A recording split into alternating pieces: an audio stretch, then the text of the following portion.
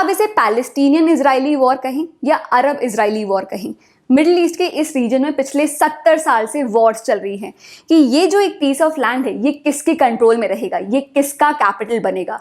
अब चाहे आप लैंड और बॉर्डर डिस्प्यूट की नज़रों से देखें या चाहे रिलीजियस सेंटिमेंट से देखें, दुनिया में शायद ही कोई और ऐसा एक पीस ऑफ लैंड होगा जो जेरूसलम से ज़्यादा इंपॉर्टेंट है। इसी टॉपिक में मैंने एक डिटेल्ड वीडियो भी बनाई है, तो अगर आप किसी कॉम्पिटिटिव एग्जाम के लिए प्रिपेयर कर रहे हैं तो उस वीडियो की लिंक आपको यहाँ और नीचे डिस्क्रिप्शन पर मिल जाएगी।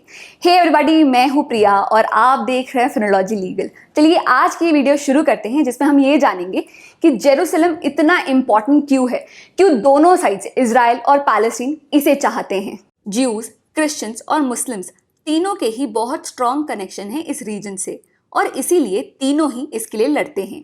पर इन रिलीजन्स में कुछ कॉमन भी है। इन तीनों की होली बुक तोरा, बाइबल और कुरान इब्राहिम और जेरूसलम की बात करते हैं। तो कुछ 4-4,500 साल पहले इब्राहिम, जिन्हें इन रिलीजन का फादर कहा जाता है, उनके 2 बेटे थे। सबसे बड़ा बेटा इस्माइल जो मुस्लिम्स के प्रॉफिट थे और दूसरा बेटा आइसैक जो ज्यूज और क्रिश्चियंस के इम्पॉर्टेंट फिगर थे। अब बात करते हैं जेरूसलम की। तो ये तीनों ही रिलीजन इस एरिया को अलग अलग नाम से मेंशन करते हैं। जैसे ज्यूज इसे हिब्रू में यरूशलेम कहते हैं, मुस्लिम्स इसे अल-कुद्स कहते हैं, वहीं क्रिश्चियंस इसे सालेम कहते हैं। सबसे पहले बात करते हैं ज्यूज की।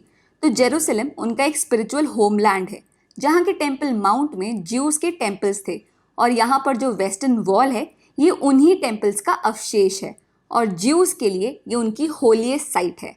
अब बात करते हैं मुस्लिम्स की। तो जेरूसलम इस्लाम की 3rd होलीएस्ट साइट है मक्का और मदीना के बाद, और यही है डोम ऑफ द रॉक जहाँ से प्रॉफिट मोहम्मद जन्नत गए थे। अब बात करते हैं क्रिश्चियंस की। यहाँ है चर्च ऑफ द होली सेफिल्कर जहाँ जीसस का क्रूसिफिकेशन और रिसरेक्शन हुआ था।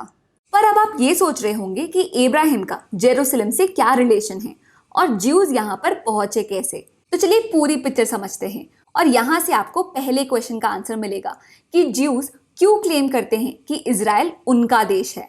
तो ओल्ड टेस्टामेंट के हिसाब से गॉड ने इब्राहिम और उनके लोगों से ये कहा कि वो इस शहर में जाकर बसे जो मॉडर्न डे इजराइल है। इस एरिया का अर्लीस्ट कॉमन नाम था केनान। ज्यूज इस कंट्री को एरेज इजराइल या लैंड ऑफ इजराइल कहते हैं। 1000 BCE में किंग सॉल ने यहाँ पर अपनी इजरायली किंगडम एस्टैब्लिश की। जेरूसलम में बनाया फर्स्ट ज्यूइश टेम्पल और ज्यूइश कनेक्शन के लिए इस एरिया का नाम रखा जुडेया। किंग सोलोमन की डेथ के बाद ये किंगडम 2 पार्ट्स में स्प्लिट हुआ, इजराइल और जुडेया। अब हर किंगडम की तरह इसे भी अलग अलग लोगों ने रूल किया। पर्शियंस ने, ग्रीक्स, रोमन्स, अरब्स, इजिप्शियंस और ओटोमन्स ने। अब जब रोमन्स यहाँ आते हैं तो इस शहर का उसका ज्यूइश कनेक्शन काटने के लिए वो इस शहर का नाम बदलते हैं, जुडेया से पैलेस्टीन कर देते हैं। अभी जो पैलेस्टीन वर्ड है ये फिलिस्तीन से आता है, तो ये वो एरिया डिनोट करता है जो फिलिस्तीन इन्वेडर्स ने ऑक्यूपाई किया था। रोमन एम्पायर में ज्यूज का वाइड स्प्रेड परसिक्यूशन होता है, उनके साथ बहुत त्रासदी की जाती है और धीरे धीरे उन्हें इस एरिया से निकाल दिया जाता है। तो जुडेया के ज्यूज निकलकर यूरोप के डिफरेंट शहर में बसते हैं, पर वो जहाँ जहाँ जाते हैं वहाँ वहाँ उनके साथ वाइड स्प्रेड परसिक्यूशन, उनका रिलीजियस कन्वर्जन और मास मैसेकर किया जाता है। तो 11th सेंचुरी में क्रूसेडर्स ने लाखों ज्यूज को फ्रांस से भगाया क्योंकि वो ज्यूज को जीसस क्राइस्ट के किलर्स मानते थे जो वहाँ से पोलैंड चले गए। इसी टाइम स्पेन में भी उनके साथ हुआ ग्रेनाडा मैसेकर जिसमें 4000 ज्यूज मारे गए थे।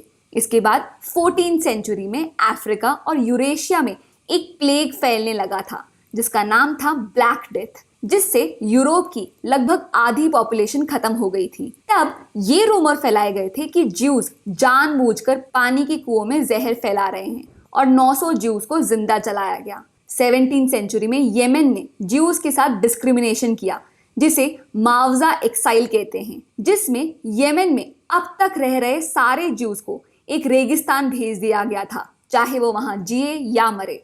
इसके बाद 18th सेंचुरी में इटली में ज्यूज को रहने के लिए एक लिमिटेड एरिया ही दिया जाता था और उनका फोर्सफुल रिलीजियस कन्वर्जन कराया जाता था।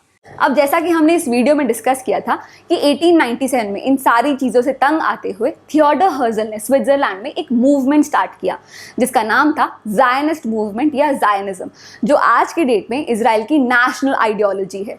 तो ज़ायनिज्म के हिसाब से ज्यूज़ का अपना खुद का एक स्टेट होना चाहिए जहाँ पर वो शांति से रह सके, और इसी मूवमेंट में डिसाइड किया गया कि पैलेस्टीन में ही ज्यूइश होमलैंड बनाना चाहिए उनके रिलीजियस कनेक्शन की वजह से, और इसके बाद ज्यूइश इमिग्रेशन पैलेस्टीन की तरफ स्टार्ट हो जाता है। अच्छा, अभी तक पैलेस्टीन ऑटोमन एम्पायर के अंदर आता था, पर वर्ल्ड वॉर 1 के बाद पैलेस्टीन ब्रिटिशर्स के कंट्रोल में आ गया, और वर्ल्ड वॉर 1 के दौरान ब्रिटिशर्स ने एक ही चीज़ के लिए, सेम पीस ऑफ लैंड के लिए 3 अलग अलग पार्टीज के साथ अग्रीमेंट किए थे।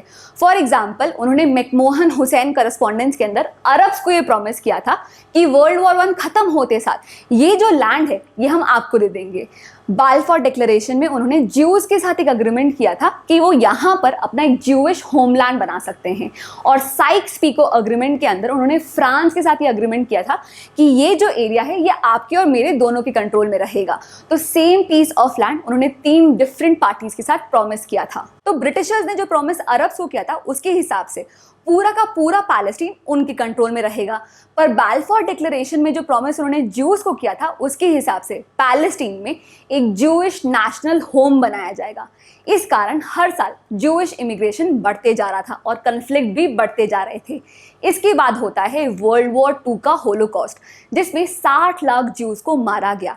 इस कारण यूएस, रशिया और पैलेस्टीन में ज्यूइश इमिग्रेशन एकदम से बढ़ जाता है।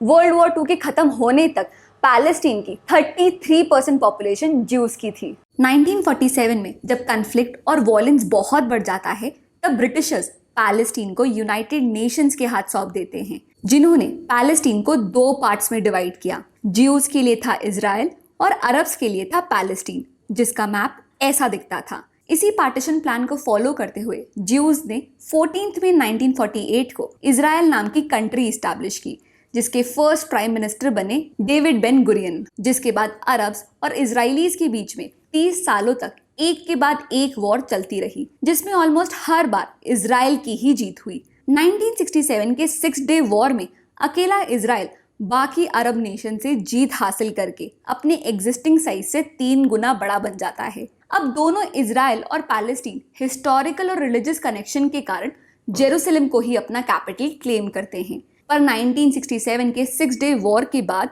मोस्ट ऑफ द जेरूसलम का कंट्रोल अब इजराइल के पास है, जिसमें ईस्ट जेरूसलम और ओल्ड सिटी भी शामिल है, जो ऑक्यूपाइड पैलेस्टीनियन टेरिटरी का पार्ट है।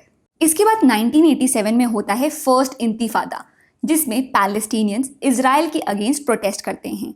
इस बीच इजराइल 2 पीस अग्रीमेंट भी साइन करता है। इजिप्ट के साथ किया गया कैंप डेविड अकॉर्ड और पैलेस्टीन लिबरेशन ऑर्गेनाइजेशन PLO के साथ हुआ Oslo accord. Oslo accord sign करने के 5 साल के अंदर ही इजराइल और पैलेस्टीन के बीच में जेरूसलम का इशू, राइट्स ऑफ रेफ्यूजीज और वेस्ट बैंक में सेटलमेंट्स का कुछ सोल्यूशन निकलना था। पर ऑस्लो अकॉर्ड के टर्म्स पूरे ना होते देख 2000 से 2005 में हुआ सेकेंड इंतिफादा, जो काफी ज्यादा वॉयलेंट था, जिसमें सुसाइड बॉम्बिंग्स, राइट्स और अटैक्स हुए, जिससे पैलेस्टीन में 3000 और इजराइल में 1000 लोगों की मौत हुई। ये वही टाइम था जब पैलेस्टीन में हमस नाम का ऑर्गेनाइजेशन पॉपुलर हो रहा था अपने लोगों के राइट्स प्रोटेक्ट करने के लिए। सेकेंड इंतिफादा के खत्म होने तक इजराइल गाजा से हट चुका था और टेररिस्ट एक्टिविटीज रोकने के लिए ऑपरेशन डिफेंसिव शील्ड लॉन्च किया था। 2006 में हमस पैलेस्टीनियन लेजिस्लेटिव इलेक्शन जीतता है और उसकी मांग है कि 1967 में इजराइल और पैलेस्टीन के बीच जैसी बॉर्डर्स थी वो फिर से वैसी हो जाए, पर हमस इजराइल को स्टेट मानने से इनकार करता है। दरअसल हमस द्वारा अपनाए गए तरीके जैसे सुसाइड बॉम्बिंग्स के कारण बहुत सारी कंट्रीज हमस को एक टेररिस्ट ऑर्गेनाइजेशन मानती है। अब चल रहे कन्फ्लिक्ट में जब पूरी दुनिया की नजरें इजराइल और पैलेस्टीन के ऊपर है, क्या आपको लगता है कि हाँ, कोई नेक्स्ट पीस अग्रीमेंट दोनों के बीच में साइन किया जा सकता है? क्या अब भी 2 स्टेट नेशन बन सकते हैं? अगर हाँ, तो ये मुझे कमेंट करके जरूर बताएं। तो ये था आज का वीडियो जिसमें हमने ये जाना कि क्यों इजराइल और पैलेस्टीन जेरूसलम के लिए लड़ रहे हैं, जेरूसलम इतना इंपॉर्टेंट क्यों है, ये जाना। अगर आज की वीडियो पसंद आई हो तो इस चैनल को सब्सक्राइब और इस वीडियो को लाइक जरूर करें और अपने दोस्तों के साथ भी इसे शेयर करें। प्लस ऐसे और इंटरैक्टिव कंटेंट के लिए आप मुझे मेरे इंस्टाग्राम पेज फिनोलॉजी लीगल पर भी फॉलो कर सकते हैं, जहां पर हम ऐसे ही इंफॉर्मेशन डिलीवर करते रहते हैं। उम्मीद करती हूँ आज का ये वीडियो आपको पसंद आया हो। That's it for now, see you in the next class, bye bye.